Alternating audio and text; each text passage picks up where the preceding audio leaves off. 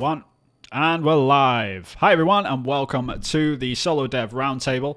I am indie developer at Hillfort Games, Vin Hill, and I am joined as ever by the indie developer, Mr. Christopher Jarvis. Hello. Who's also under the tag of Acrylic Pixel. And we're also joined, as always, by Sam Webster, who hasn't got a company name yet, I'm guessing. No, hi, it's Sam. just me. Just you? Yeah, just me. With a new haircut. Yeah. Weirdly enough, my wife keeps ponies. She had to use the same clippers she uses on their manes because normal human clippers don't like my hair. It's too thick. Fair enough. Okay. Brilliant image, by the way. Just like horses lined up, and then Sam is just like third one in line, sort of thing, and she's just going at it. Great, I love it. Not entirely inaccurate. It's all good. It's all good. Well, at least you got a free haircut out of it, right? That's all that really matters. Yeah, it's all good. All right, cool. So if you're new here, we usually do this once a month, which is just our solo developer roundtable because we're all solo developers working on our own games. We have this little check-in so we can see what we're all up to because we don't really have anyone else to really bounce ideas off or anything like that. So we like to come on here and see what's up. And we sort of show off what we've been doing. We spend about 20 minutes, or sometimes in our case, an hour each, because we are terrible at timekeeping. Yeah. Speaking of which, please hold us accountable. Like, if you are in the comments at any point, like, tell us, like, yo, you've been keep to your time. This is boring. This is going on too long. I want to see the zombie guy. Come on. I have set a timer on my phone. Fair play. So hopefully. Indeed. But yeah, that's the deal. If you're into it, then please like and subscribe. Hit the bell icon so you can be notified when we do this again. It's only once a month, like I said. We do our own stuff on the sides, so go and follow us for the individual games. But if not, like, just come in, check in, see how we're doing. Like, you can learn about what games development's actually like and like what we sort of get up to and how you go about making a game.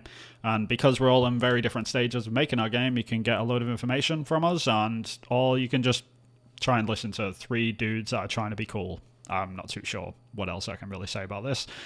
But anyway, like this week, anything general to cover, guys, before we dive into each other's projects? Nothing I was general. surprised. No. Go ahead, Chris. That was it. Nothing general. Just nothing.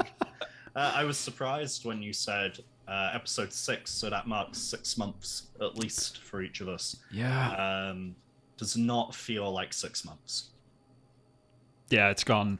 Yeah, time flies when you're having fun and all that sort of stuff, right? But yeah. Like you never ever get as much done as you wanted to. That's the problem with these things, right? I mean, yeah, it's tough. It's really tough. But I mean, still, like you've got to take your wins, I guess. So like even in 6 months, like how much have you sort of done back end wise? Like I'm sure there's a lot of stuff which you sort of get done, which will save you time on the other end. I know I've certainly been through that sort of loop where my game doesn't look any different, but a lot has changed, sort of thing. So it's sort of, yeah, you can't like look at the game into like too much solitude because there's so much in the back end that you're sort of thinking about and getting done that is going to save you time and speed you up on the other end. These invisible wins and tweaks. Yeah, invisible wins. I like that. That's a good way of looking at it. It's always best to look back down the mountain, see how far you've come, see what work you've actually done. It's actually huge, rather than looking up the mountain to see what tasks you've got left to do. It's always way better to go, oh man, I did this and this and this, because it's all the stuff that you never really plan for, never perceive that you need to do, or you don't know how long things are going to take. Especially like UI and back end stuff. They're not like big shining badges of, oh, I've done all the back end stuff. Look at that. Because you can't see it. It's back end. That's why they call it that. Yeah, I mean, a good sort of thing which I normally do is like I sometimes open up my scripts and just look at like all of them tabbed out and then like go through them sometimes. Like, wow, that's a lot of coding. Like I did not realize how much I've written. And then you go and look at your game and it's just like one scene. It's like, oh, that's painful. Like it's just like there's not that much work there. But in the back end, there's so much which has been done. So like that's a good way to look at the wins, I think. I'm sorry, I was so proud of you two for saying back end so many times without making a joke about it. I've got to break it. Yeah, that's fair. There's a lot of back end stuff. I mean, games development is mostly back end, if you know what I mean. At least it feels that way. Anyway, we should move on. Sam, you've rolled the dice first, sir. What have you been up to this month? Okay, let's get a screen share going and let's get a timer going. So This should be yeah. that interesting. is 20 minutes on the clock. Let's get a screen share going here as well. So for those of you that are new, hi, hello, welcome. I'm not sure how you found us, but glad you're here. This is Crisis Island, which is a classic top-down 2D shooter. Think Super Smash TV, think Shock Troopers, you're along the right lines, with a lot of Time Crisis infused elements, very arcadey, very 90s, very unapologetic. The last time we met, I wanted to scope for having an enemy in the scene the next time we got together. I then looked at what was involved in that and decided I was an idiot and very ill prepared to get an enemy in the scene. So I started thinking minimum viable product, and I started thinking agile, and I started thinking, the whole, if you're making a car, you don't make the engine, then the wheels, then the chassis. Make a mode of transport, make a skateboard, then a scooter, then a bike, then a car. Yeah. So how much of it could I implement on the lowest fidelity? Because I did start spriting and animating a goon to run around and have fights with me and stuff. But, Nice. That's cool. Yeah, a very Time Crisis. Yeah. In the blue, yeah. Yeah, and this could easily be recolored for the chat we had last time, where the red ones and the yellow ones and the white ones. Yeah, work smart, not hard. Yeah, I've also done it so that the arms are a separate layer, so that discussion we had about having different weapons, I can just do a different arm layer, and that'll get me a lot of enemies and a lot of variants pretty quickly.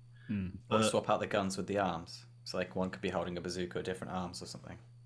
Yeah, so I've got that body as a layer, and then I've got his arms with a handgun as a layer, and he can aim that and do. So let me see. His ones to the right are probably easier to see.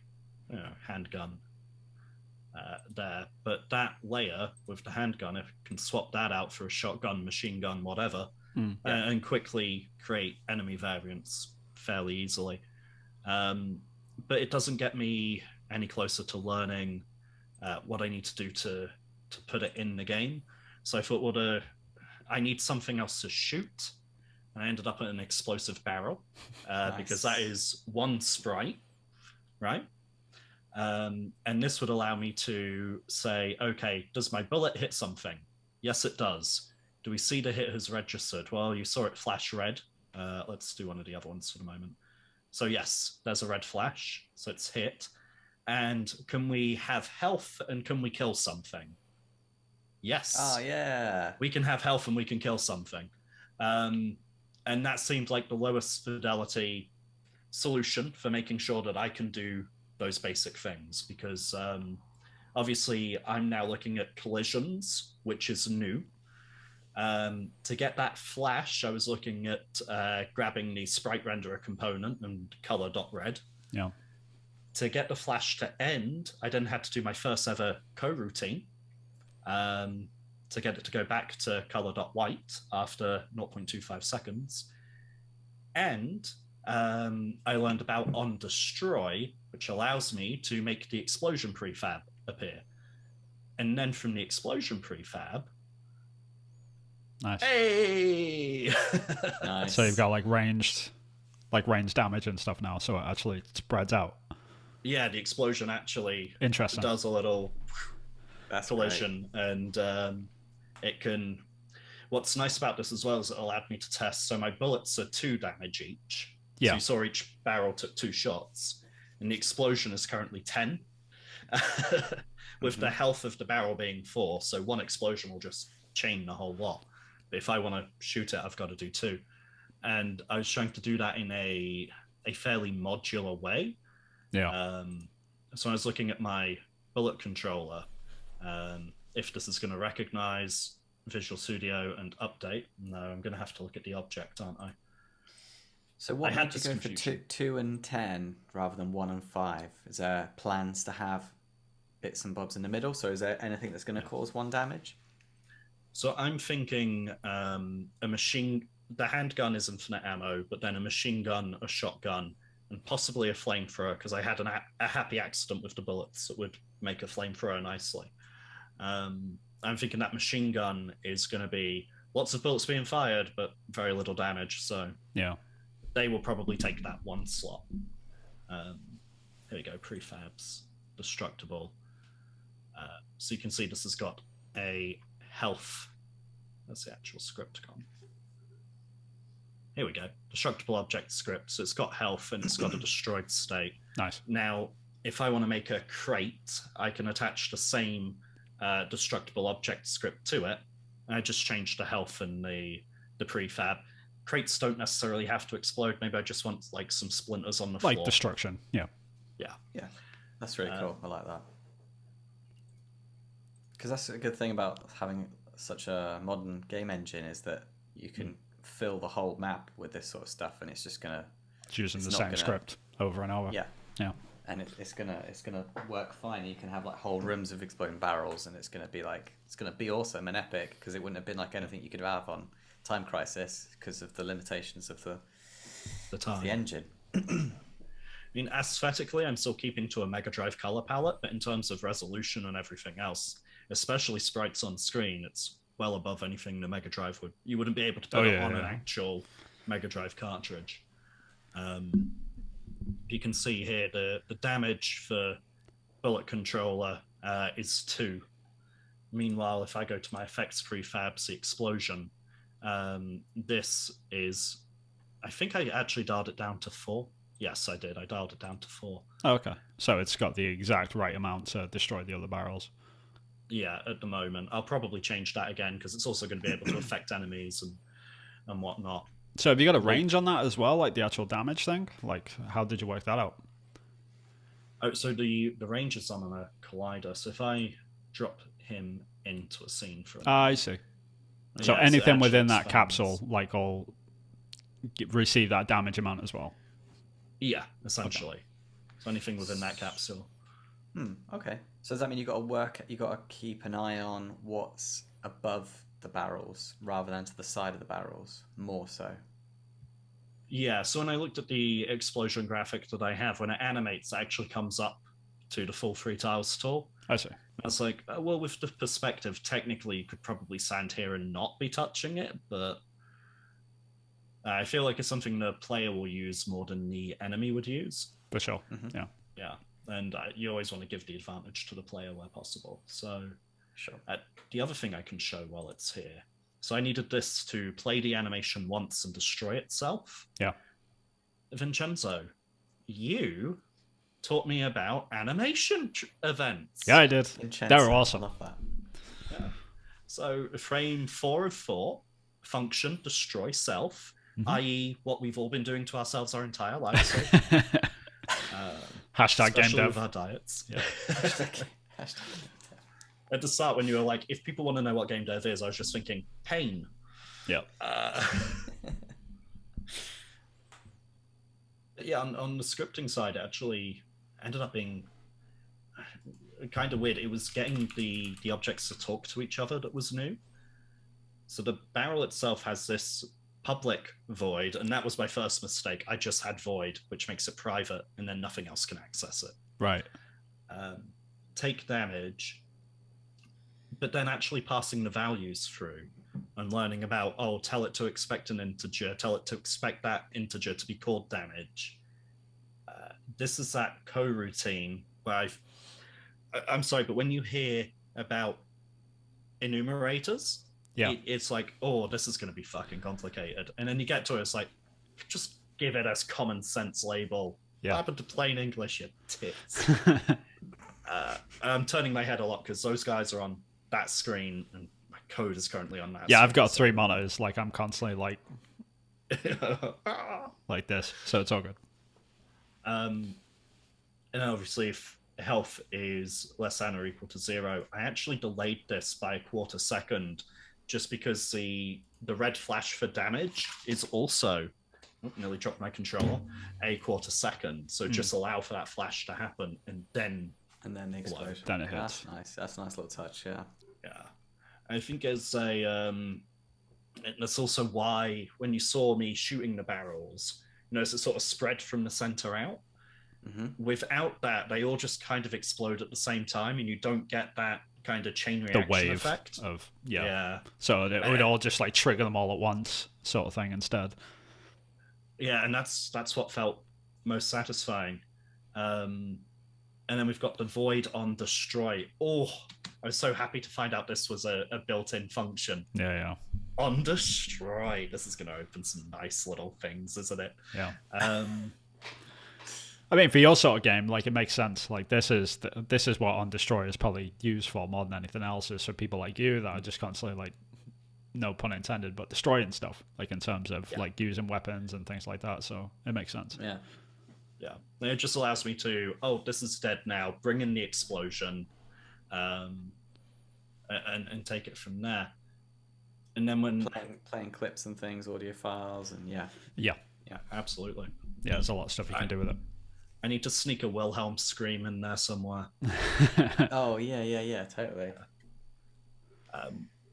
And then it was this interesting bit here. It took me longer to figure out than it looks like on screen, but collision other, and I spent ages like the syntax of what's other, what's the significance of other. Yeah. Turns out you can write bloody anything here. It's just the best practice. It's the reference called. Yeah.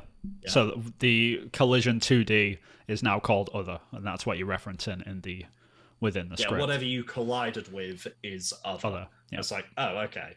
And technically, I could put collision 2D boobs, and boobs would just be the thing you collided with. It doesn't make any difference. Too many stories. Anyway. So you figured out like how to use On Destroy to your advantage in this case, then, in terms of like collision waves and stuff like that. Oh yeah, absolutely. Cool. And then once I had this, where I could actually pass through a damage variable rather than a set number or figure. Yeah, meant I could just start reusing code. So the explosion actually uses the exact same. I need to remove this debug.log line here. Found other object. But otherwise, the exact same code that does my bullet damage now does my explosion damage, and that's again another little modular piece that I can just rinse, repeat, and reuse. Yep. I think once I get to putting enemies and levels in, doing this groundwork is just going to speed things up so goddamn much. Yeah, for sure. Yeah. Is there like, it's good that you learned about coroutines and all that sort of stuff, and learned how to like change the changing the color like in script and stuff, but is there a reason why you didn't want to do that in animation instead, or is it just like you wanted to sort of learn this stuff as you go? Or I don't think it either is like more efficient, by the way. I'm not suggesting that either, just like, yeah, you're not doing it wrong. Yeah. So initially I thought about just making just going into Photoshop, finding the damage sprites and being like, we'll just do red multiply and then 50, 75, 100 opacity. Yeah. Put that in as an animation. And then I started thinking about, well, what if I have objects in the environment? What if I have enemies that maybe don't get stunned when they're hit? So if you've got like a big tanky guy with like a minigun and he just barrels at you, whatever. Yeah. He just needs to flash red, whatever his animation state is. And it just seemed cleaner. That makes sense. I did have to recognize I spent so much time trying to get this exactly how I wanted it rather than just having it good enough. I probably could have moved on a lot sooner and gotten more elements into the game. Right. I think I'm doing a very precise cut rather than an 80%, and then like instead of doing rapid prototyping with rectangles and shit like you're supposed to, I'm like, no, I've got finished graphics for everyone first. There are a lot of people who would probably be like, you're doing this ass backwards. You haven't even found out if this game is fun yet. You were ignoring the extra credits video on Fail Faster. No, I think you're half right in that, in terms of when it comes to prototyping stages. Like when it comes to a sprite game in particular, like it's really important that you get a good player sprite going first, and probably a decent enemy sprite as well, just to, because it's when you start like making environmental stuff, which becomes, that's where you're in like a danger spot, Yeah. really. Like you really can need chop like at and least change. one enemy and your main character, like, and like a couple of props that you're working with, which you're doing. So like I don't think you're off track whatsoever. It's like if you start getting in the weeds, like, oh, like this roof is going to be blue on this building and stuff in your prototype stage, you're in trouble. Don't do that. Like just like put in a cube and like have your characters running around in the gray box area. That's really all you need. But I don't think you're right in terms of the like, oh, I'm spending too much time on my enemy sprite or whatever. No, I think that's actually kind of important to focus on that a little bit at the beginning. Yeah, I think it also comes down to you've learned from tried and tested methods. You're learning from other people's what works, and that's always a good thing to go for. So you know that those enemies work, and so there's no reason that they can't work in whatever game you come up with. So that I don't think there's going to be, you're not going to, unless you decide to rewrite it and they're not humans, you know. That's the only thing I can think of where you wouldn't be able to use those baddies. You know, you've got the theme sort of locked in because you've done the research in your head. You've not done like concept art or anything, but you're the only person you need to convince. And you know, all you need to say is, do these type of genres work with the type of the type of game that you're making? Yes. So there's no reason to change it. And as long as you're happy, then yeah, you don't. As long as you know you're not going to change it. There's some stuff that exists in a sketchbook, as I'm just looking left and right to see if it was here and on hand, but apparently not. No, it's all good. I mean, because like at the end of the day, like the most important thing, in my opinion, for like this stage anyway, and stuff that you can reuse for whatever projects that you're ever going to do in the future, or what you can reuse a hell of a lot once you get them in, is the code. Like once you get your like character control set up for your main character, or like the AI set up for the enemies, like you can reuse that stuff over and over and over again, even if it's like a couple of lines here and there.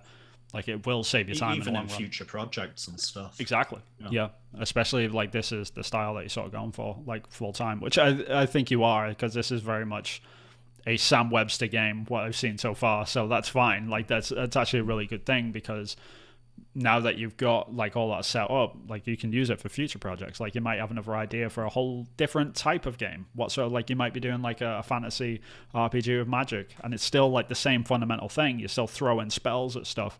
You're still having an idle character and an animation. You're still having a top-down view, because that's the sort of game that you like to make. So like you're saving a lot of time for future endeavors as well. So like it's important that you keep that in mind. Yeah, and Absolutely. the process that you've learned by doing these characters is valuable. Yeah, Absolutely. Can we see the explosion again? Oh, absolutely, you can. But I was just going to point out, and remember before I was having that animation error, where if this was on, say, same frame 3, and then I started aiming, those would be aligned. I remember this now. Notice arms are out of anything? sync. It's It's fixed. fixed. It is fixed. Yeah. Nice. I do have a new problem though, which is it's Y sprite sorting, and there are already a couple of potential fixes that I'm looking at. A lot of people have had the same problem, but that shouldn't happen. I should be displayed behind the barrel, not on top of it. So, but apparently there is a like 2-line piece of code you can just shove on your game manager or your main camera, and it just does the order in layer by their Y coordinate. It's exactly what I've got in my game. Exactly, because it's even worse in 3D, because like the sprites are sorted by layers, like in 2D format, but like in 3D, like obviously ignores that. So sometimes you'll be walking in the foreground and go in front of another thing, go in front of another sprite, and that sprite will show up in front of it. It's really bizarre. So I had to write a script for instead of X and Y though, it had to be on I think it was on the Z axis. So like the further away you are from the camera, like the further away the sorting was. So like I had to fix that as well. So I know exactly what you're talking about. It's a pain, but once you figure it out, it's one script. You can just put in your character and you never have to think about it again. It's great. Is it not as simple as order layers, like in the rendering? Well, the problem is like he needs to be in front of the barrel, like when he's in front of it. So the second that he moves up, like past where the barrel is, then it needs to switch to sorting layer. Unity also can't make up its own mind, because like you see how all these barrels are laid out, and these ones along here have the same Y coordinate. It's just arbitrarily decided that this one's going to sit on top and the other two are going to sit behind, which we A don't lot know. of that is to do with the order that you actually put them in the hierarchy, Sam. That's another thing. Okay. Like, so that if you impacts it. if you actually switch them around as well, even if they're in the same sorting area, then they might actually like do it on the fly. That might be a fix for that. That is my timer telling me 20 minutes is up. So, Chris, Beautiful. you had a request. Yeah. There you go, buddy. Mexican waves. Of Hey, explosions. that's going to be a lot of fun, just like putting enemies and stuff behind the chain of those and letting the player go, whoa. Yeah. Yeah, exactly. It always gets good. Like what you'll end up doing, because this is like what all games developers do, at some point or another anyway, is they'll get this set up with like a load of barrels and be like, if it works with one enemy and 10 barrels, like why can't I do it with 500? And then you'll just like be testing stuff, and you just be like, you'll have like, I'm waiting for that video, Sam. I'm waiting for the video. Just Just like messing around, switching limits. it's just like enemies like dying on the sides, like just like, and it spells out Sam Webster or something. That's it. Like that should be the logo. I could have. Or what's the name of the game again? Crisis Chaos. Island. Crisis Island. Crisis Island. Yeah, spell out the name. Crisis Island. Yeah, And like in bloody explosions, barrels. and it zooms out as it's doing it, and it's just like by the end of That'd it, be it's great. just the logo is there. That'd be a great intro, man. Good Yeah, times. that does sound pretty killer. Nice. No, it looks Nice. good though, man. Looks like you're making Yeah. progress. It looks really cool. So yeah, it's very you in a good way. It looks like a month's worth of progress to me. Like, Yeah. totally. Yeah. That is reassuring to hear. Because honestly, Vinny says 6 months, and I look at it, and I'm sometimes like, I've seen people knock up more in 6 weeks.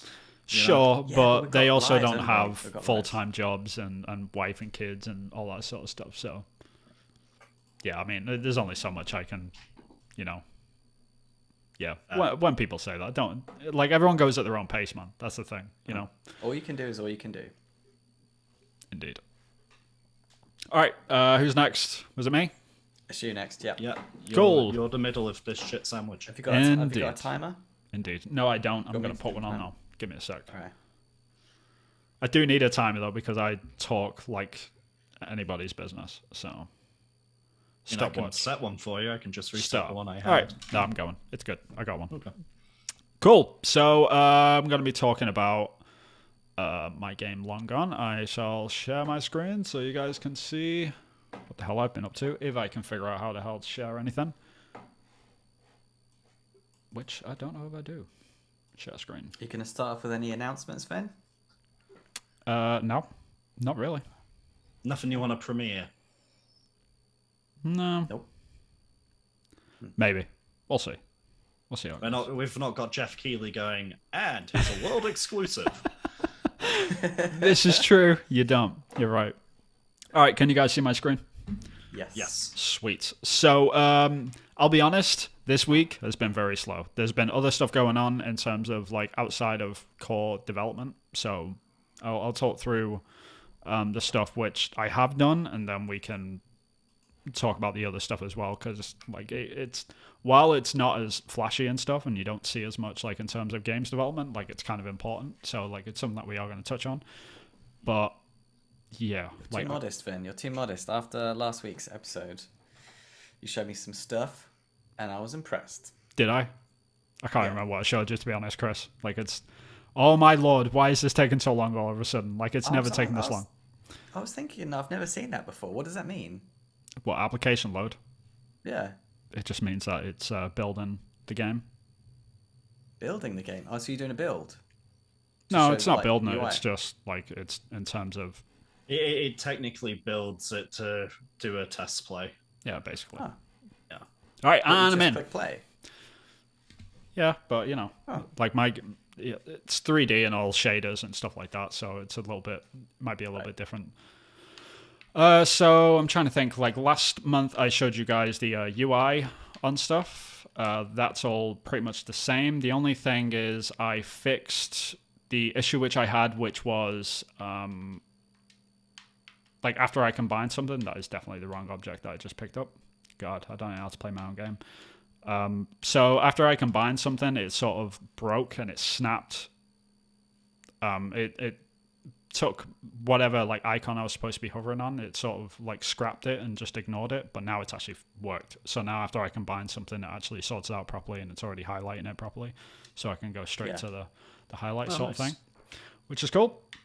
Another thing which I did, I sorted out my shrug animation a little bit. Like it's not amazing, but it's better than it was. It's still like I think it snaps a bit too much. I think I need like 1 extra frame of animation. But it's... Let's have a look. Give us a shrug. I can't. My controller just died. Great. Okay, there we go. Oh. There we go. There's this little shrug. There we go. He's like, yeah. He doesn't know what's going on. Is that the equivalent of you trying to use the gun to shoot a bullet? Is that what's going on there? No, it just means like he's trying to use an item on another item, but it doesn't work with that item. So this is sort of universal. So no matter what, trying to use a bullet on a zombie. Right. I might make an animation for that. Maybe he just throws it at him or something. That'd be funny. Oh, that'd be great. It just like dinks off his head. That'd be great. How many custom or bespoke animations are you going to end up with? A lot. This is actually something I want to talk about, which is I really want to focus on in this game more than anything. I want to focus on like fail states and making that fun. Like not so much the success states, because like when you succeed and stuff, people are like, yeah, I succeeded. But like people get frustrated when they fail a lot. Like if they're constantly like if they're walking into Zombie McBiteface and getting their face chewed off. Like if it just cut to black or whatever and said no, failed, whatever, did. You know, like it's like, oh, this is annoying. But if you make it comical, then it like you can really do a lot with fail states. And that's actually one of the main things which I was going to show, which was like after I've combined these items and used it, I've extended what I did have, which was the failed sort of gun animation. So now it's a whole thing. So like he loads it, fires it, tries to fire it, doesn't quite work out. And then then he throws it at the zombie. And that's like that's what I'm sort of talking about. Instead of me just doing the shrug animation being like, that doesn't work sort of thing. I've actually done the extra effort. For everything. No, not for everything. That's I would literally die. That puts me in mind of Crash Bandicoot. He had a lot of custom death states. But also Tomb Raider, putting Lara on the hand of Midas and watching her turn to gold. Sure. Yeah, there's a lot of stuff like that. And like having proper fail states like that, especially for stuff which the player thinks that should work. And it's not going to work because that's not the route that I want to take them. So something like, okay, I've loaded a bullet into a gun and now I'm going to fire the gun at the zombie. That should work, right? And just taking that moment and like, yeah, it's kind of working. And like loading the gun, they're getting excited. They're like, yeah, it's about to happen. Like they're about to shoot the zombie, and that doesn't work. And it's like, wait, what? And it just like takes the wind straight out of the sail, sort of thing. But it doesn't frustrate them as much because they still got something out of it, which is like the funny, like throwing the guns. Like, all right, that didn't work, but that was funny, sort of thing. That's what I'm. This is ultimately entertainment, right? Sure, exactly. Yeah, and I kind of want to do that with a lot of stuff if I can. Like try and find those moments where something. A fail state which makes sense to the player, if I can find those nuggets. Like, obviously, trying certain things on other things, like if you want to use, I don't know, like if you find a key and you try to use the key on the zombie or something. Like, I'm not going to make an animation for that because if someone is trying that, then it's not really, you know, like I'm not going to go out of my way for that. But something obvious, like trying to use the gun on the zombie or try to ladder, try to climb a ladder and it just collapses. Right, it's stuff like that. Like I love that stuff. Yeah, I love that stuff. It's great. But yeah, I don't actually think there's anything else in the game that's changed other than that, though. Everything else is sort of external to the game, which I guess we can talk about anyway. How long did the animation take to do, like from start to finish? Do you think with the throwing it included? And then, so can you extrapolate that out with what you're in, like what you, in an ideal world, how many, how many animations we're looking at having in this game, do you reckon? And then how long do you reckon that's going to take? It's a lot of animations in this game. There's going to be like, I think it's like in terms of frames of animation, we're talking thousands, I think, if I'm honest. It's gonna be a lot of work. But that's where the bulk of the work sort of is, because if I do sort of take this game to the point where it gets funded at any point, then it's probably going to be the the bulk of where that money would go is probably hiring someone to do the 3D sort of pixel art environments, while I'm just focusing on animation stuff. And so that sort of tells you like how much work it is. There's going to be a lot of animation stuff though. Like the main character right now, like one of his sprite sheets is just, I think I'm up to this is over like 100 frames just for a question on this. Yeah. When you, because I added some animations and poses to my main character. Yeah. Re-exported the sprite sheet, brought it into Unity, had to reslice it because obviously the number of rows and columns had changed. Of course. But then the index numbers of the sprite sheet changed, so a bunch of my existing animations broke because it was like, oh, well, your up running poses actually now those indexes like a dodge roll pose. So I'd start moving up and it'd be dodge rolling. Yeah. When you're adding new frames, is this all one sheet? Are you using separate sheets? How are you appending it?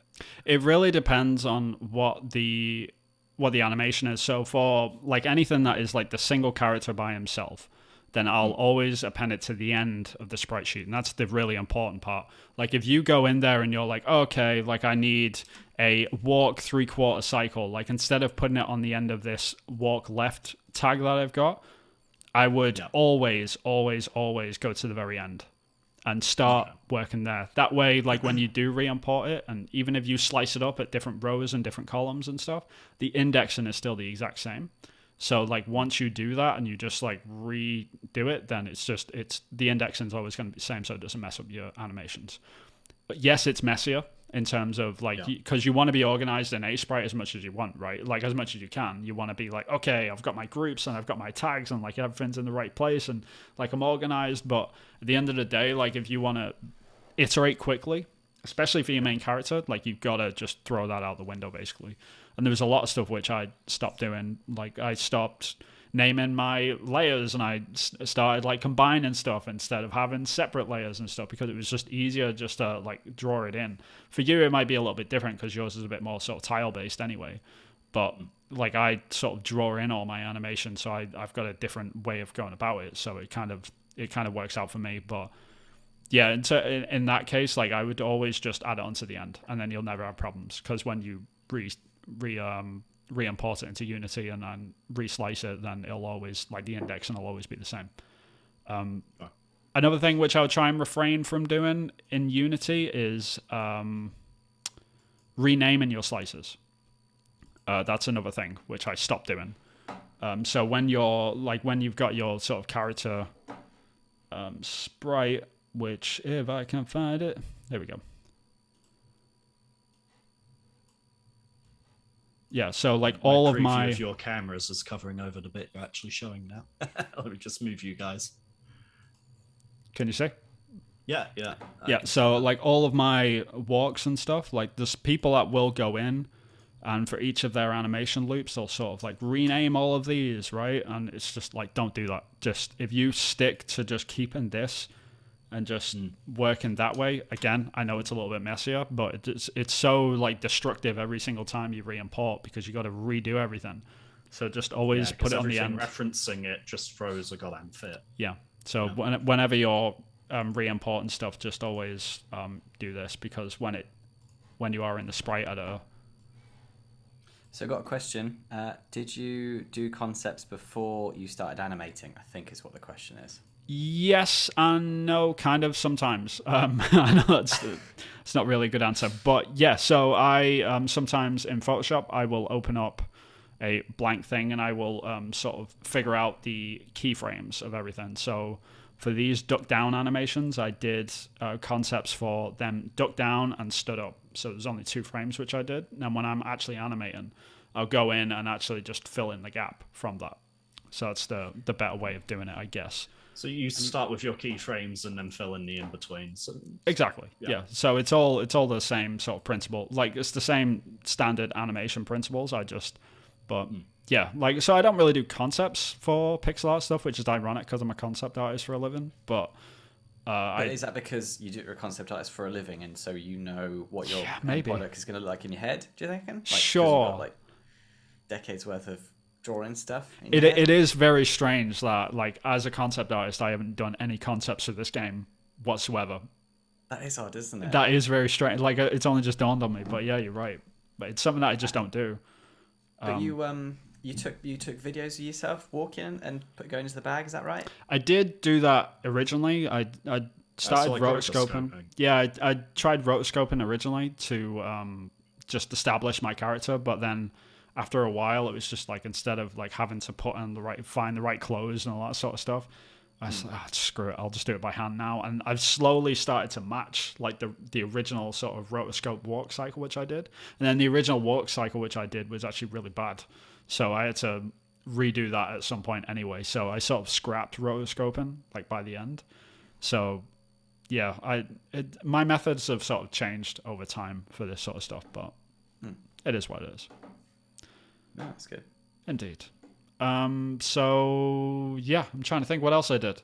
There's obviously the big one, which is, Chris, you've finally convinced me to set up a Steam page, as well as like the 2,000 people that have followed me on Twitter over the past couple of months, which has been insane. Like, they've all been asking for a Steam page so they can wishlist it as well.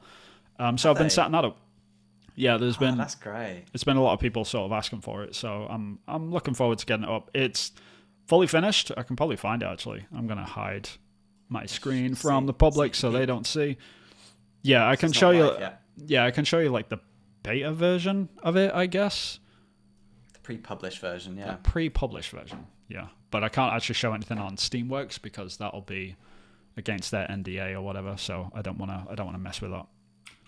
Whatever reason. Like this. So this is what it's gonna look like. Yeah. Yay. I like the logo. Yeah, I kind of threw that together, but I kind of like it. Yeah. It kind of overlaps a little bit, and it does the job, you know. But it's been really strange to see. Yeah, I like the fact they kind of merge into each other. They're not. There's no depth to it. That kind of is in keeping with the whole. Is it 3D? Is it 2D? Yeah. Playfulness thing. I like it. Yeah. So I took a load of high-res screenshots, which is really weird because I've been looking at my game in this really sort of low poly, like this small window sort of thing, 1080p, and I've not really like at any point opened it up in 4K or anything. So it's been really strange to sort of prepare these because, like, wow, it kind of looks like a game. You know, yeah. it's a bit weird. It doesn't look like this little like thing in a window this big, you know, that you've been working in. Yeah. So yeah, I've been spending a couple of days sort of working on this. This isn't live yet, so no one can go and wishlist it, unfortunately. Like, if you are watching this and you want to go and wishlist it, leave it a couple of days. I'm sure it'll be up. Like, it's currently in review, and hopefully it'll be up soon. But I did a load of GIFs and animations and stuff for the description, which took a while. And then obviously the big one is the Trailer? The trailer, yeah, which I can probably find at some point, actually. But I don't know how to share sound on this. That's the only thing. So you do sharing options on Zoom.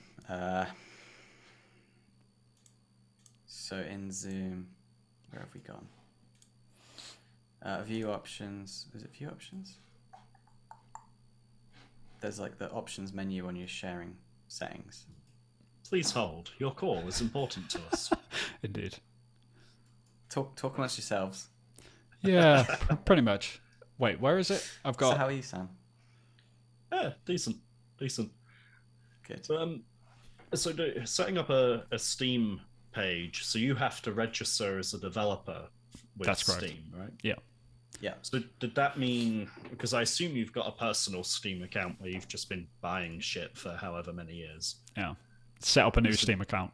Like, that's rule number one. Yeah, don't use your personal account. You can set up an LLC if you want to set up your company or whatever. Chris, you didn't. I don't know. You moron. I've only bought Star Wars Squadrons on it. No, I'm only kidding. But like, if you've got like a bunch of games or something for whatever reason, like I just figured it'd be cleaner just to make a separate. So it's not that many on mine, just 337. It's yeah, fine. I've got about 200 or something as well. So I have one. That'll do it. That just goes to show that. There you go. Yeah, that's all that matters. Star Wars Squadrons, apparently. Yeah. So, Actually setting up as a developer with them, does that so going back to like when I was indie publishing comics and stuff, tax forms and shit got really weird because they're all based in the US, we're based in the UK, as like W8 bends or something that we had to fill in. Has it been an arduous process? So when it comes to Steam, like I don't want to say too much because it is under NDA, I guess, but generally speaking, what you have to do is basically you sign up to something in Steamworks, so it's not actually a part of Steam, it's sort of like a separate platform altogether. It's partners.steamworks. You can go and check it out. Like it's a public sort of website if you are interested in any of this sort of stuff. You sign up to there. You have to pay a fee, which is $100. I'm not sure what it is in the UK. Chris? It's like £75. There you go. £75 in the UK. And then you basically get access to their platform. And then at that point, you have to submit your tax information to sort of show like, yes, I am a law-abiding citizen and I pay taxes. This is my infos, yo, and sort of thing. So Jimmy Carr can't sign up. Absolutely not. Yeah, he would get his lawyer to do that. Right. that was a clean shot. That's fair. Yeah. So you do all of that, and then they sort of validate that, which takes a little bit of a period of time, and then once you get through that, human checks it, which is kind of refreshing. Yeah, it is very nice. But Steam. Yeah. Mm-hmm. Steam works. Yeah. I mean, you're paying the money at that point, so like they sort of have to pay some attention, right? But then after that, then it's like you get into the store page side of it, where you have to like upload all your images, you have to do all the information, which is there is a lot of stuff in there. Which be prepared when you do go in there. I wasn't. It's a lot of work. It's a lot of work. I wouldn't say it's a lot of work. It's just a bit time. It's more time consuming than you perceive. Yeah. So it just takes a bit longer than what you think it will. That's my apologies for the head wobble when you said be prepared. I always hear the Lion King song. Yeah. I don't know what you're talking about, but it's okay. I don't know that one. You don't know Be Prepared from the Lion King. Jesus. We're very similar ages, guys. Come on. I've seen the film. Yeah. Oh, you've seen the film. Yeah. So like I can't figure out the sound bit, but I can. The sound is playing for our viewers. Like you guys have heard it before. Oh, okay. So I'm just gonna. I've heard it. Yeah, I've heard it. I like the sound. So I have to preface this with the fact that this is not live yet. So if you want to go and wishlist the game, like it's not up yet, and yeah, it's all work in progress and all that sort of stuff. Yeah, you won't find it if you search for it now, but like if you're watching this a couple of days time, Google it. Give it a go. Yeah. Please go and wishlist it on Steam. Gonna have to get used to saying that right. Yeah, it's kind of weird. Yeah. You're a peddler now. Indeed. But anyway, I'll let the trailer play, and then you guys can talk afterwards. We'll pretend to hear it. Pretend to hear it. It's just zombie noises. And were these downloaded? Or did you make them? Downloaded. Yeah. I'm not a sound designer. Freesound.org for the win.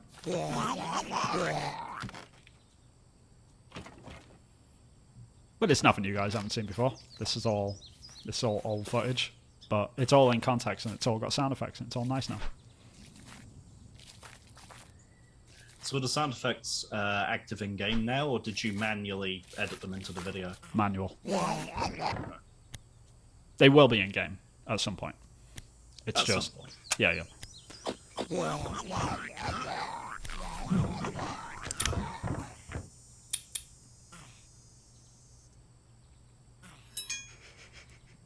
Still love that animation. It gets me every time. It's great. Yeah. There's that nice subtle green as well on the shadow of the words. Oh, I like that. I missed that. The little follow, click the follow thing. That's a good call to action. I like that. Yeah. So that's the trailer. So yeah, that was pretty much what I worked on over the last week, sort of thing. Was just preparing all of the stuff for this and all the screenshots, like getting all the images done, all the GIFs, all of the information. Waiting for Steam to validate it. I'm still waiting for Steam to validate it. Hopefully, it should be up in the next couple of days. But yeah, a lot of the same process which you've been going through, Chris, I guess. But yeah, that's pretty much it for me. Like I've got next month, I've sort of got a lot of art stuff to do. Like I've got a lot of animation stuff which I need to get through in the first half of this month, and then at the latter half I want to get back to working on some of the environment because the game sort of needs it at this point. It's been a couple of months now before I've actually touched any of the environment art. Like I want to get the cars and the porch sort of done and just sort of spice it up a little bit. So like when I am sort of finishing off like all the other animation work, because I've got a lot of cutscenes to do, then it'll at least like have that sort of solidified context for it all to sit in, and not just like, please use your imagination for the cubey cars, you know, because there's only so much I can sort of ask people to do that, especially while the game is getting wishlisted and stuff. Like it'll be nice to sort of fill this in, because like this right now is just like, I mean, it looks fine, but it like, and people aren't really focusing on the cubes and stuff, but over time, like the more someone looks at this and the more like they're gonna see it, like the more they'll start to notice those things. So I want to sort of fill those gaps in, especially as I'm like starting to shill it out, for lack of a better term, to people online. So yeah, that's sort of it for me, and I'll pass it on to you, Chris, because you have also been doing all of this, sir, and more. Yes. Oh, and more. And more. And more. Yeah, I'll get to that. Yeah, I'll get to that. Should I put my timer on? Yeah. So is the idea... Just one last question. So the idea is that you'll be swapping out visuals as and when. So I guess that trailer's not going to last long when you start adding... Probably not. No. It's probably going to be... like once I've sort of finished off the environment, I'll probably go back and do it again just to have it. And by that point, I should have all the sound in the game as well. That's probably what I'm going to wait for next. Like once everything is sort of in, because at that point, like all the code is mostly done at this point. It's just making cutscenes, it's making animations, and that's going to be the bulk of the work. So if I take the break from the animation work and actually just work on the environments, then it'll sort of alleviate that a little bit, so I won't be as sick and tired of it. I hope. Yeah. So then you have like a final vertical slice that you can then take more like, exactly nice visuals and yeah, and then once I've got that, then I can start like hopefully pitching to publishers and all that good sort of stuff, and see like how that goes. Like if I can get funding for the project, that'd be great. But if not, then it's not the end of the world. I can still carry on as solo dev. It'll just take longer. That's all. So I'm excited. Like it's nice to take this step, because like having Steam wishlist as well is just, it's another metric for that, and it'll be used as a tool, and not in an egotistical sense. It's very much like in terms of if the game doesn't get wishlisted so much, then I can use that and sort of like deviate and sort of like, all right, stop sharing stuff until stuff is a bit more ready. But if people are digging it and they are jumping in and starting to wishlist it a lot, then I'll know to feed them that information and stuff. So yeah, if you do want to hear more about the game, I guess, then wishlist it. But if not, then it's all good. Like I'm still going to work on it either way, and it all depends on how it does over the next 6 months. So we'll see. Yeah, I'm so excited. It's going to be great. Yeah, go and wishlist it. And while you're at it, wishlist my game. Indeed. Indeed. Search for. Piggybacking. No, that was fair, because Chris has been working on a lot of his stuff. So. So yeah, this is my Steam page. And yeah, so I've done some screenshots like you did, Vin. Yep. Very similar. Copycat. And I've done I'm joking. Like you absolutely did your Steam page first. Like, to put it out there, Chris sort of inspired me to do mine actually. So yeah. Yeah. Oh, I was inspired by an article I saw. So right, let's do the sound. Can you hear the sound? Yes. Okay. What? This is the trailer. I know that voice.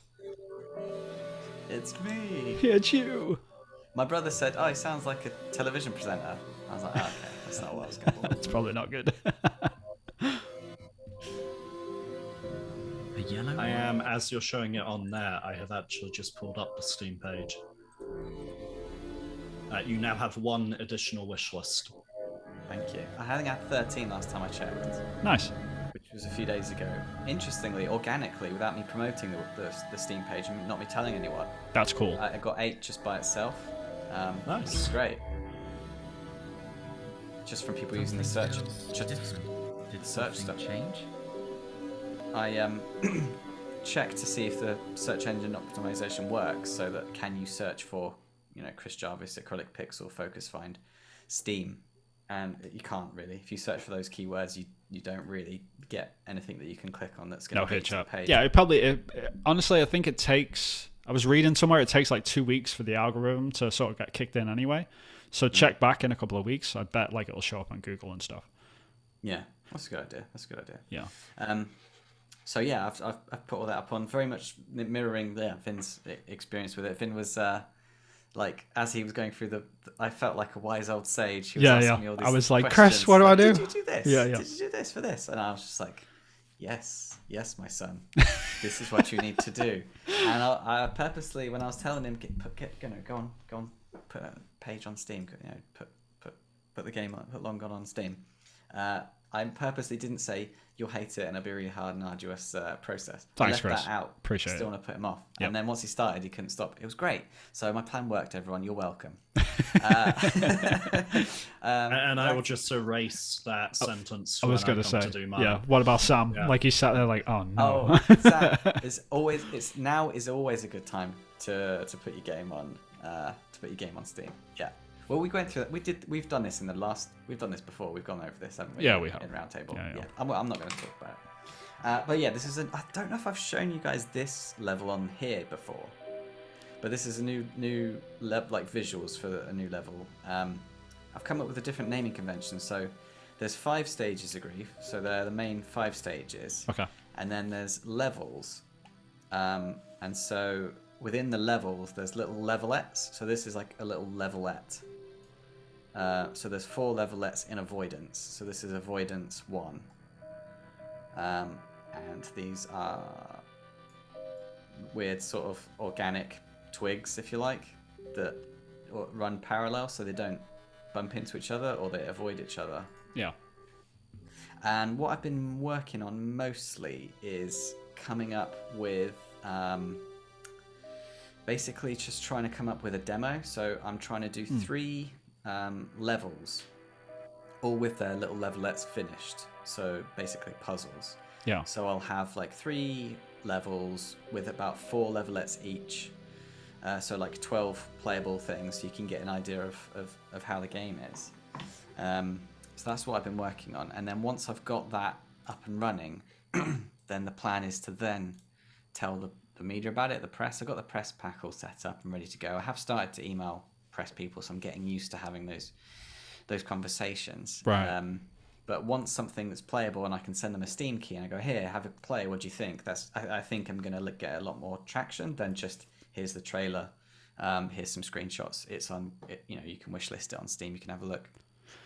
Yeah. So that's my theory, like put all my effort and energy into actually getting something playable, because then I can hit the press. And I've been building up like a press list of people that I think might want to play the game based on other similar sort of arty games, but it's such a unique game. Sounds really pretentious, but like I can't find anything that's similar. Or I can't find any reviews of people that go, I really like, and then there's describing words that come up with something that's like this. There was a game Pre. It's like a French word for grief or sorrow. Okay. And that's kind of like a puzzle-ish 2D side scroller, similar to, well, I guess it kind of looks a bit. Wait, is this Gris? GRIS. It's got a woman's face on the cover. Yeah, the woman's going through some sort of sorrow. Yeah, that's the kind of the closest thing I can think of. I think the people who like, say, for example, Hugh and Thomas Was Alone would probably get a kick out of this too. Yeah, I tried to look for. I mean, Thomas Was Alone is kind of the spiritual successor to this game. Spiritual successor? No, this is the spiritual successor to Thomas Was Alone. Sorry. I was going to say, I know you were saying you wanted to be as pretentious as possible, but an existing game was a spiritual successor.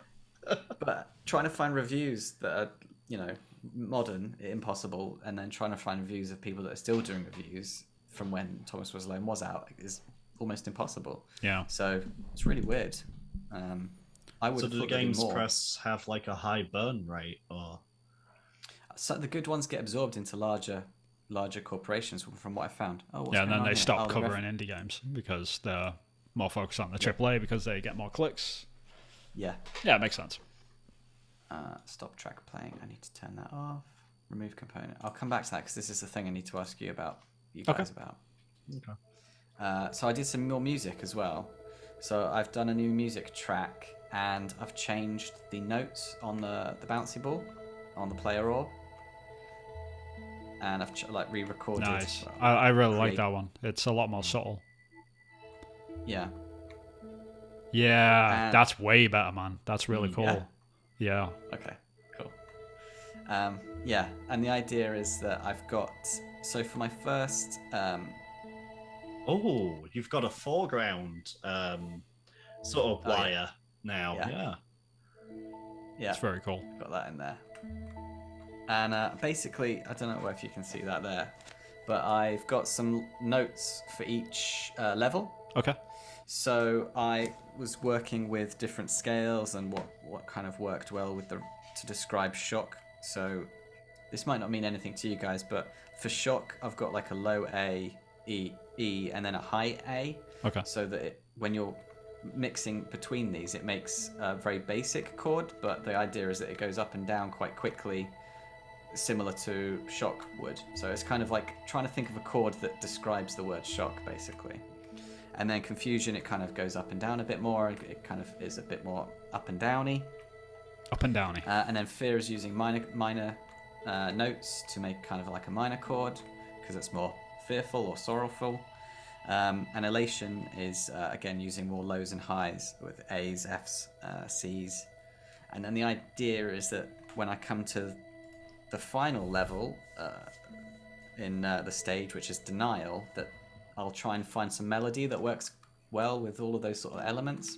And maybe just like work my way through them, but that's kind of up in the air. For confusion, would it be too out there to replace the musical notes and have it be like animal sounds or something, so people get used to, these little musical notes, dun dun dun dun, and suddenly they get to confusion tapped wall, it's like whack. Yeah, I did think, how far can I take this? Like, how? Yeah, you could get really granular about that. I mean, because I was thinking, because I think I mentioned this idea to you, but like you're in the shock level, right? Like, why not, like, some of your, like, wall balls, war orbs, whatever you want to call them? What if they, Balls like, you of hit steel. one of them, sparks.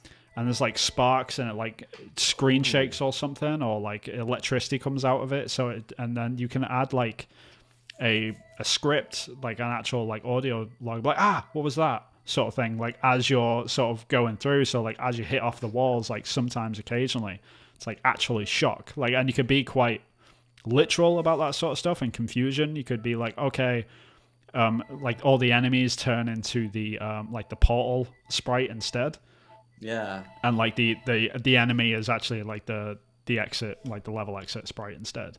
You could do a lot of literal stuff with that, like using the verbiage of what they actually use, like the actual adjective for like the stage that they're in, and you could really play with that.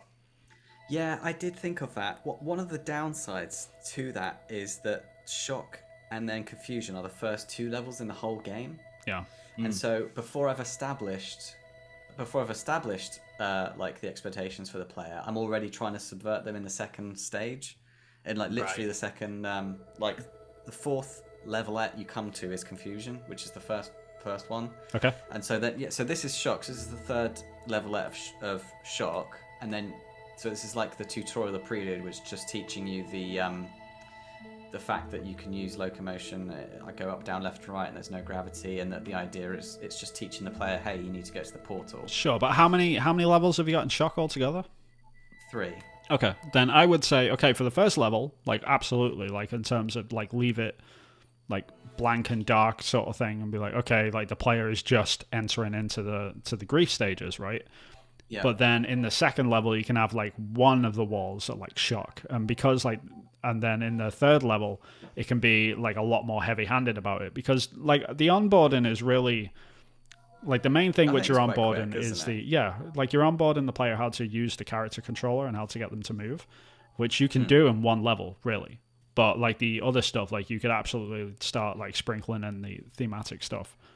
And that doesn't affect like the mechanics. It's just you can leave it all aesthetic as well, until the confusion bit, you know. But you could change stuff like aesthetically to be more confusing as well, I guess. But yeah, it's definitely a balance.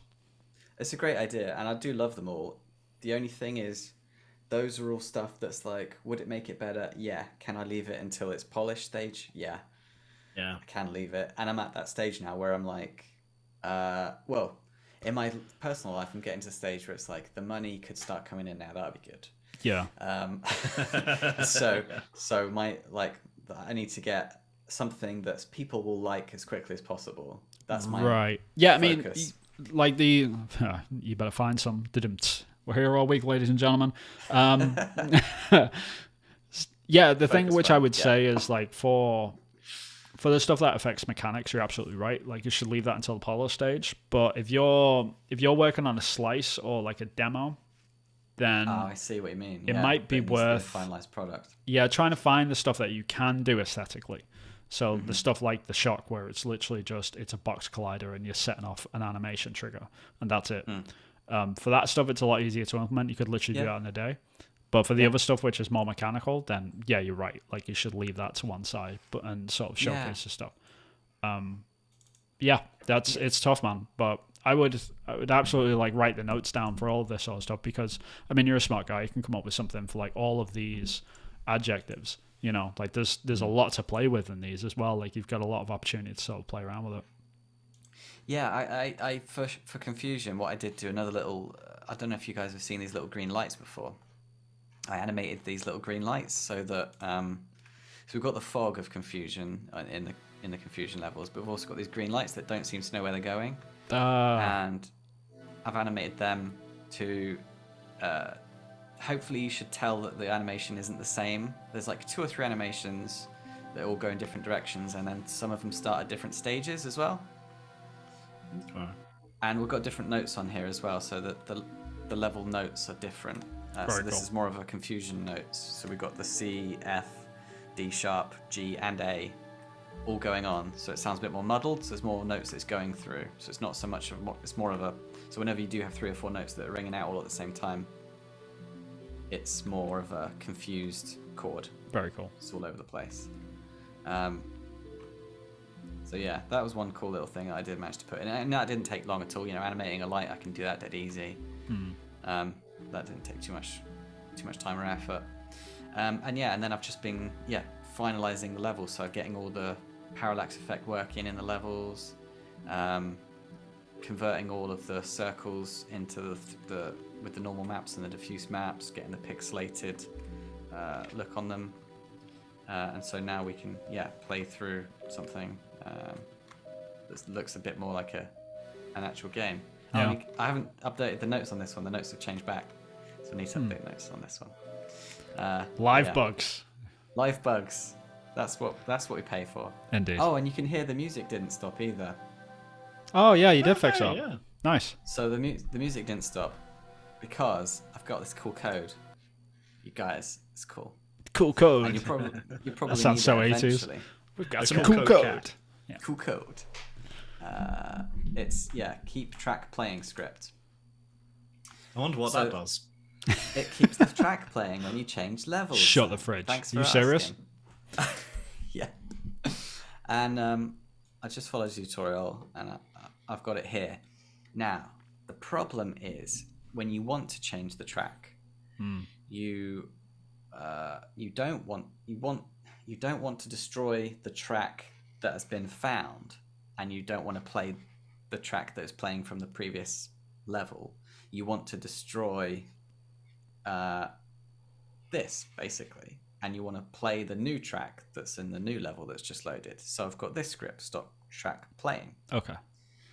So this looks for keep track playing, and then and then it stops the music playing, and it allows the other one that's loaded in the level to play. The only problem is, and it works brilliantly, it works great. If you open up the game, start playing the game, and don't put it down until you're finished. If you want to jump in at a level that's the second to last level before the music track changes, then you've got a problem. Because it then does that. That's why it came up with the error code when I tried to load it, because it's trying to find keep track playing and coming up with null, because Okay. in the second to last level, I've not had the code to keep the track playing because I don't want the track to keep playing. Okay, If that then makes in sense. that case, you put a line of code that says, if track is not null, then run the code. If track is not null. Yes, Okay. Yeah, you can I do knew it was that. something to do with It was if that null was or that if was not something null. which no one ever told me about that, and then when I figured out you can check if something is not null, like you can kill a lot of those errors that you have where it's like, oh, reference is null, like I don't know what this is, it's blank, reference is null, sort of thing. Like you can put an if check to say if reference. So this needs to be not null. And I would put that inside, yeah, I guess. Oh, in the or the stop track playing. Like 'cause Yeah, what so I need to do is if this is null, then don't do anything. yeah, or yeah, you can do it opposite, I guess, as well. That works. So search for this. If null, do nothing. So Yeah. not only do we have live bugs, we have live bug fixing. Yeah. Well, I'm That's just what like, I because I knew you'd have the answer. yeah, it's something I've ran into before, which is like like when your code is running, and it comes across a reference which is currently null because you haven't sort of filled in, and it's trying to check something against that field. You need to put a check just to say, okay, if it's not null, then check if something is there, and then check to see what you can do with that field, sort of thing. But if it is null, then ignore it altogether and don't try and run the check. So then it sort of bypasses that error message, and then it shouldn't get it from that. Because I've been googling if null do nothing script Unity, and I've not really been getting much success. So yeah, maybe the if not null. If not null, yeah, that's yeah. so that'd be like easier. instead of equals, it'll be like exclamation mark equals null, and that would mean if not null, then run the code with the thing that isn't. Yeah, I think you can also type it as if exclamation mark null. yeah, you can do it like if equals if whatever equals null, but before the null you can just put exclamation mark before that null. I think that would work as well. Perfect. So Yes. in this one, or the keep track playing one. One or the other. Anyway, We'll do it figure after the out. part. Yeah, we'll figure it This out. isn't really a thing. I mean, it sort of yeah. is. This is what games development's like. It's just trying to figure stuff out and Googling stuff around and trying to figure it out. However, And that's time. And yeah. that's time. And I forgot to mention my Patreon page. yeah, this is the big I've one. got a Patreon page. Just really quickly, yeah. So if you want to support the funding of the game, I got some levels here. So denial, anger, and bargaining. £1, £3, £9. You get different bits and bobs, but this is going to be changing up. So by the time you watch this, it might have changed. Yeah, it exists. I'm going for funding this method. Nice. But obviously, Sweet. I'm not going to be throwing this down anyone's throats until they can actually play the game. So Yeah, that makes sense. the idea is that if you want to support, then you can play the demo as well. Cool. So yeah, there You've we are. already got 2 patrons, one of which is on this podcast. Yeah, I have. Yep. So thanks, Vin. Oh, you're very welcome. Happy to fund it. Yeah, and the idea behind that is I'll just do quick videos on YouTube and then finish the video off, on the Patreon, so unlock the content if you like, which is like behind the scenes stuff for the game. Yeah, you've been really active on it, which is really important. Yeah, I've been enjoying it so far. So like, and if anyone else is watching this and they want to jump in, like, please do it. Like, it's really cool. I'm not doing a Patreon page anytime soon, just purely because I can't, because I live in a country where I'm not allowed. So yeah, like, Wait, Canada doesn't have What? Patreon? no, they do. I just because of my visa situation, I'm not allowed to get any right. external income outside of Ubisoft stuff. So Oh, because of the visa, right. yes, it's conflict of Because you interest, weren't- literally. Because you weren't born in Canada. Right, because I'm on a closed work permit, so I can't gain any income outside of Ubisoft. Otherwise, it's considered I would literally break my visa. So Right. yeah, I'm not allowed Well, to. there we go, I'm not go on allowed to that. set up a Patreon. But yeah, like what you've been doing, man, it looks really cool so far. Like I've been watching the videos and sort of seeing you update. So the fact that you're so active is good. Yeah, that's the idea. Keep it going, and then even Hang if on, it was doesn't- that a thumbnail of you with hair? Yeah, that's from a while ago. Yeah, and a shaved face, which hasn't happened for years. This was It's lockdown. like you've This just was inverted it. That's all. early lockdown. So this is me aging real quick. Whee! Right. It's like watching That's me Obama's now. presidency. Just get tireder and tireder and tireder. Oh, I know you've been saying clean shot all podcast, but dirty shot.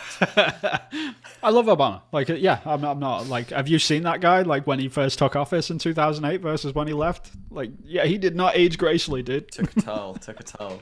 Yeah, man, that guy was working. That's all I can say. Yeah. Like, you look at Donald Trump, looks the exact same. Take the Yeah. hint. Yeah. Well, he spent most of his time on the golf course, didn't he? Anyway, let's get out of politics before we get in Our trouble. politics. Like, yeah. Our politics. Before we this lose is the not a one politics. subscriber we have. Yeah, this is not a politics podcast. So yeah, there we go. We've done all of our updates. I think we've done really well. I think we've done great jobs. I think so. Well done, us. Yeah, we kept to timing. Well played. Like, we're fully functional adults. Check us out. We're cool. But yeah, no, it looks really cool, Chris. Like, have you got any plans for next month? So yeah, get the demo up and running.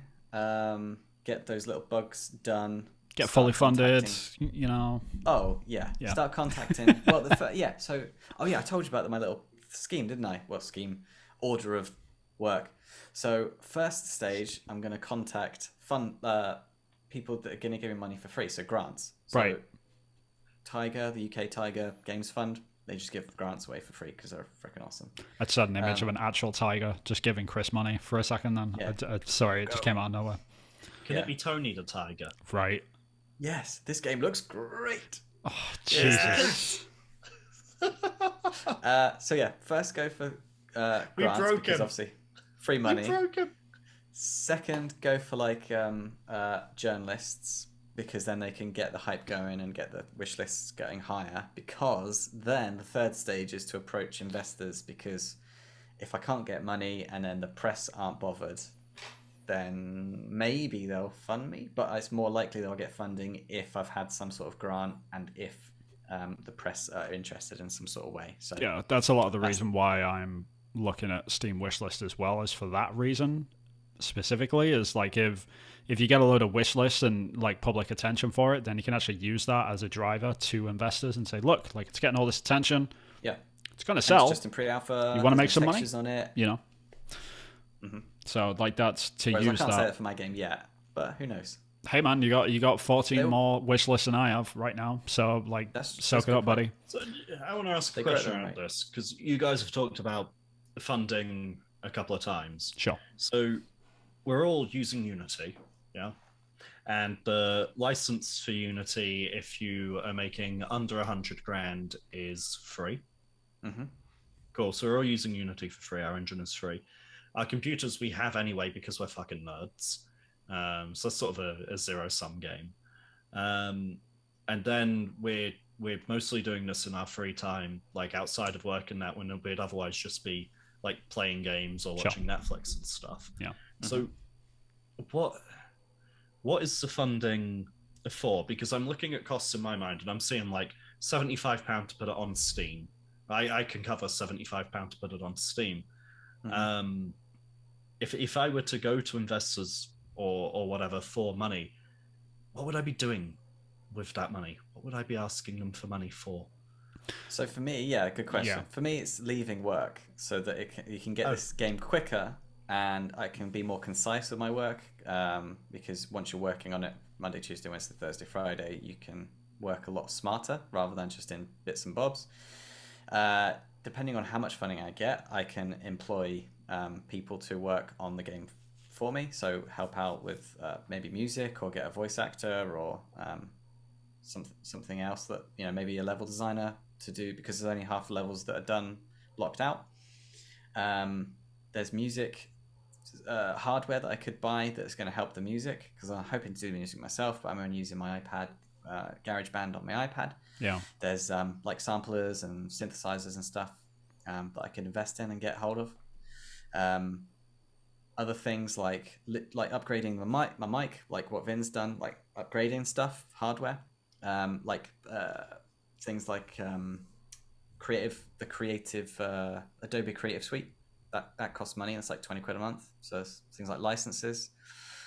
When you're starting to put it on other platforms, if I went down like a self-publishing route, which is possible, it's a possibility, then you've got to like shell out money for getting things onto platforms or maybe dev kits or things like that. I might want to buy advertising, so I might look at Facebook advertising, or I might want to employ a PR company to do like a marketing campaign, because again, that's all time that taken away from actually making the game. So it's all going to make the game sell more and be available quicker.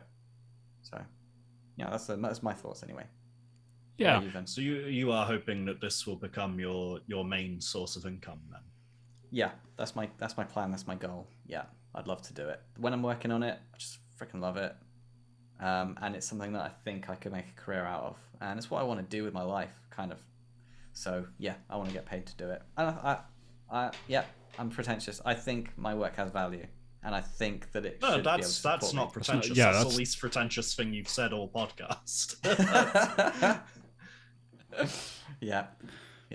Yeah, I mean, for me, it's kind of like I'm not as much in that camp where it's, you know, it's like do or die situation. Not do or die situation. Obviously, Chris isn't gonna die if he doesn't do this. But like, it's you are not in matching shirts. I'm realizing. Well, now. you gotta.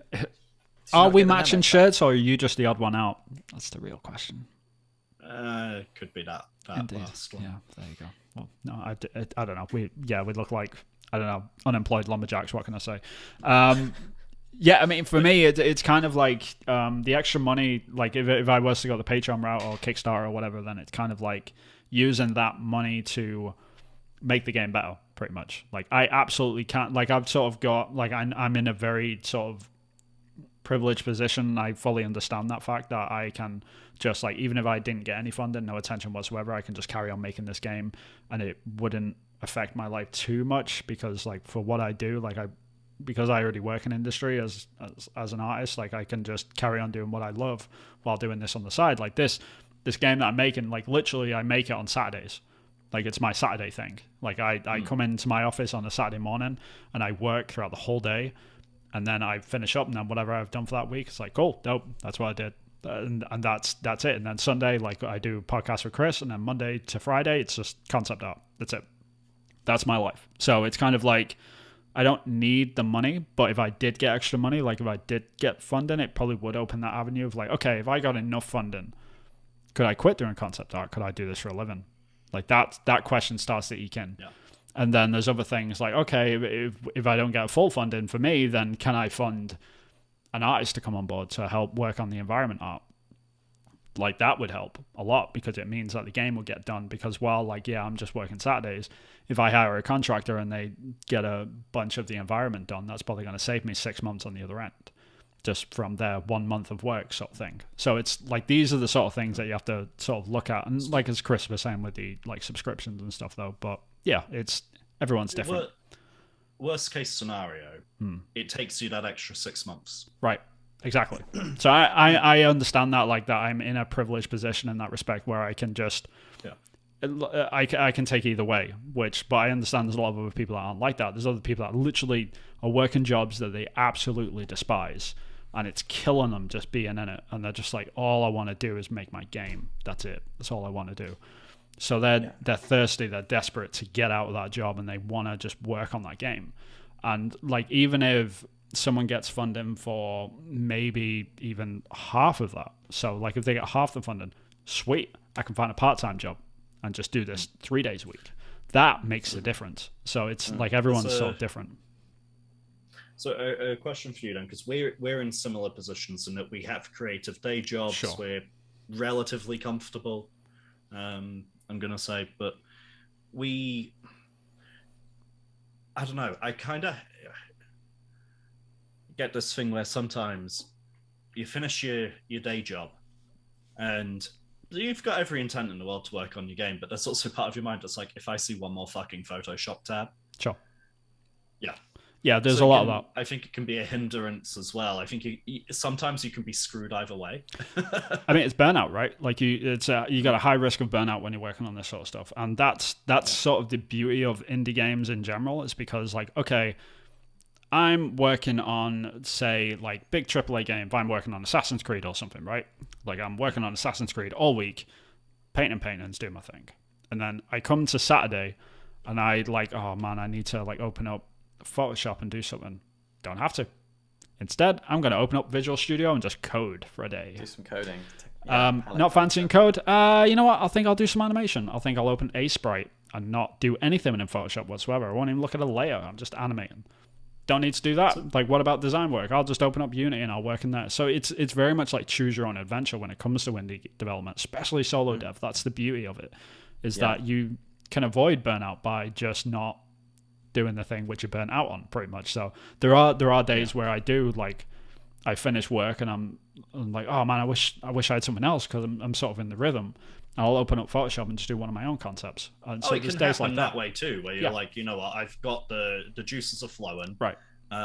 Let's carry this energy from the day job straight into my evening and let's bang out some game stuff. But I think what would be, if I was looking at your situation, Chris, where you're thinking, I want this to be my main source of income, I want funding, I want to do this full time.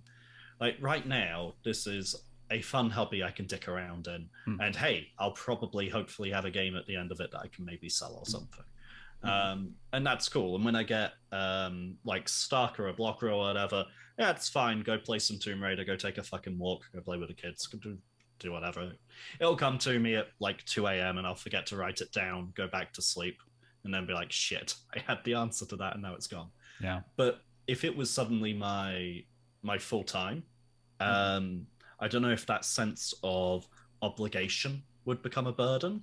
I don't know if the amount that was suddenly riding on it would become paralyzing and scary. And I'm fully expecting it to. Yeah, totally. No illusions that that's going to be the case, and it's going to feel like work. Yeah, I was one point that I didn't come close to quitting, but I nearly took a big break because I just got so bored of doing level design, and I should have taken a leaf out of Vin's book and done something else, like done some coding or something. Like I did 50 levels just without doing anything else because Madman. Absolutely insanity. It was because I was kind of listening to Vin's advice of, you need to do everything in grey box first and make sure you got a good game. And so I was like, I've got to make the whole game in grey box. What? But no, I should have made just some different types of levels in grey box. But I was like making 50 levels just by pushing around orange circles. So I didn't want to see another orange circle for as long as I lived. And now when I come back, when I start doing that, I'm like, I haven't done this in like 6 months because I literally haven't designed a level maybe 7 or 8 months. So now I really look forward to the idea of doing that. So it's difficult. And getting the push to get the levels all done to go out for a demo, they're all it's all just copying and pasting the levels that I've got, and then copying and pasting the visual elements, and then copying and pasting like the light animations, and then copying and pasting like the level of the name of the level that appears, and then just changing it to the next one. And it's like laborious and boring and hard, and it's not hard, it's hard because it's repetitive and easy. Right.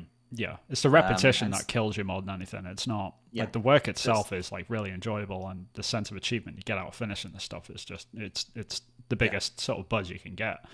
Like it's great, but it's like sometimes you do get stuck in that loop of been doing this for a while over and over. And I do it as well. Like I'm working on a lot of animation stuff at the moment, and I'll just be working on animation. I'm like, all right, I've got to stop, and I'll switch over to do some code.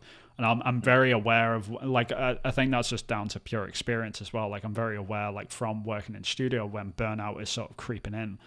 And that, like, as soon as I start to sense that even a bit, it's like, all right, switch, move, do something different. Otherwise, it's gonna kill you. And so it's something that you should keep on top of. Especially, like, it's one of the hardest things about being a solo dev is not knowing when to stop on certain things. But it's also like it's a blessing in disguise because you can stop at any time and work on something else and still be like productive in the project. So. Yeah, that's one of the good things about it. It's just when you're working towards an arbitrary goal that you need to go, I need to get these animations done to get this arbitrary goal signed off. Yeah.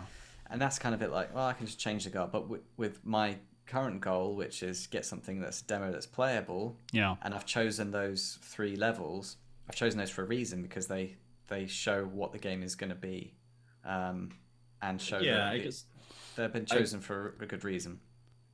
I guess I could never see myself being at a point with it where, like, feeding the kids or paying the mortgage is on the line. You know, that's tied into the game's success. I think that would probably invoke a level of fear. I'd be like, Yeah, but Yeah. I mean, it never does though, really, because you can be smart about this. Like, there's definitely people that don't do the indie thing smart, and they will just quit their full-time job, like, all right, cool, let's make a video game, sort of thing, and they just like burn through their savings and then like put the game out. And like, I hope this does well because the mortgage is on it, sort of thing.